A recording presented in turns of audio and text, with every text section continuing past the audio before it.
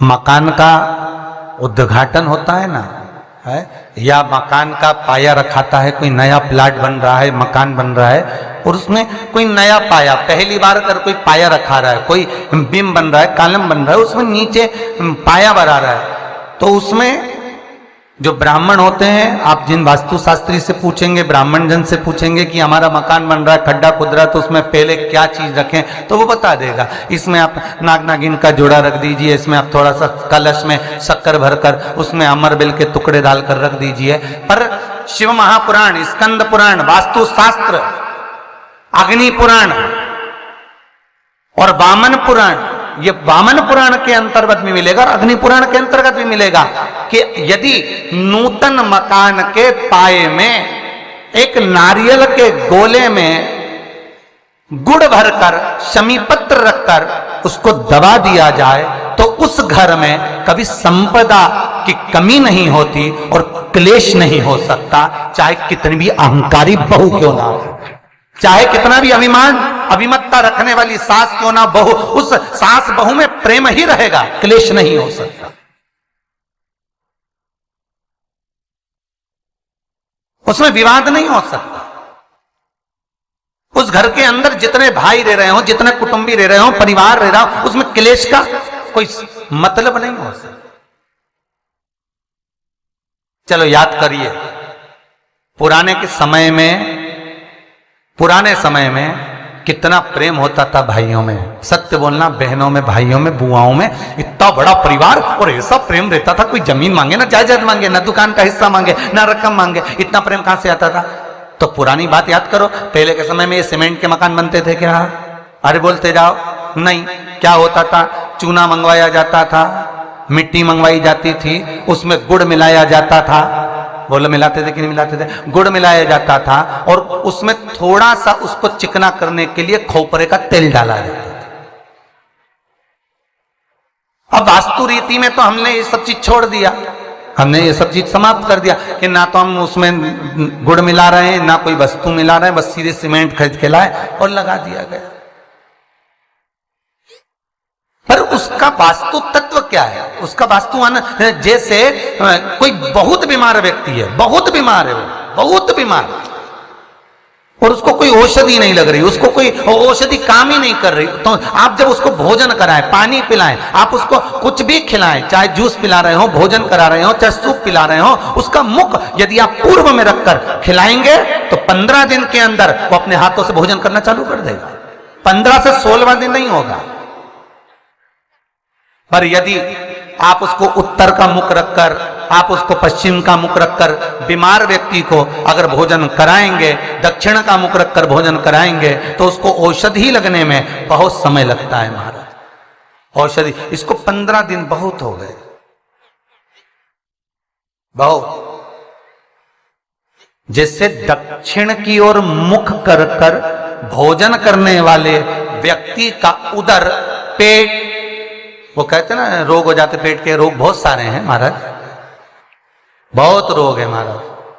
पेट से जुड़ा हुआ कब्ज का भी रेबे, गैस का भी रेबे, और ना जाने कितनी कितनी बीमारियां उसके अंतर्गत हो जाती हैं। तो ये सारे रोग कैसे होते हैं? दक्षिण में बैठकर अगर आप मुख कर कर भोजन कर रहे हो तो पेट से जुड़ा हुआ रोग कभी जिंदगी में समाप्त नहीं हो सकता। 50 गोली खा लो, 50 ऑपरेशन करा लो, 50 तरह के डॉक्टर को दिखा लो, मतलब यह पक्का है कि आप दक्षिण की ओर बैठकर, दक्षिण की ओर मुख कर कर आप भोजन ग्रहण कर रहे हो, तो आपको वो दुख तो ग्रहण करना ही पड़ेगा, वो दुख तो आपको झेलना ही पड़ेगा।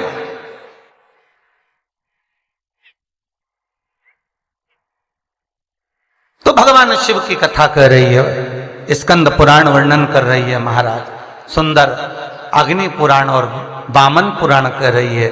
एक गोले में गुड़ शमी पत्र रखकर जो दबाया जाता है उससे जीव को, इसलिए आज भी हमारे यहाँ नियम है, जब आप लोग नहीं दबा पाते तो जब वास्तु पूजन कराने पंडित जी आते हैं तो एक चांदी के, एक तांबे के लोटे में नाग नागिन, उसमें शक्कर भरते हैं, शक्कर भर के उसको दबाते हैं कि भले तुमने गुड़ नहीं रखा तो शक्कर दबा दो, पर उसको गोले में रखना चाहिए, परंतु उसको रख देते हैं तांबे के कलश में। नियम वही है पर उसको चेंज कर दिया गया समय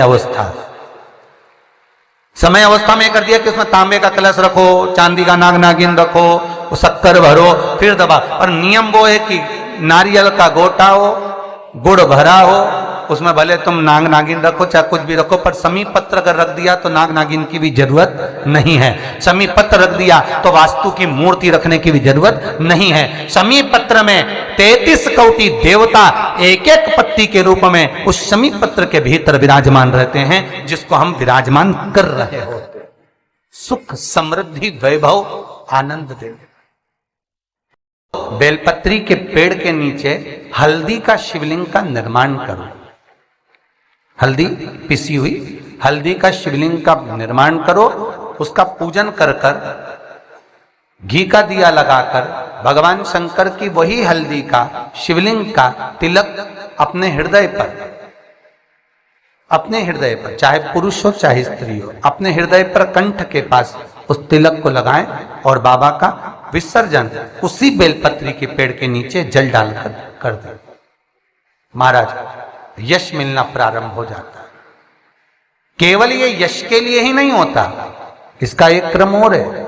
मान लो आप किसी मीटिंग में बैठे हो, किसी अच्छी जगह पर बैठे हो, किसी कंपनी के इंटरव्यू में बैठे हुए हो, कोई कंपनी आपके कॉलेज में आई है और आप उसमें सिलेक्ट नहीं हो रहे, तो उसके लिए भी ये कार्य पूर्ण है हमारा, उसके लिए।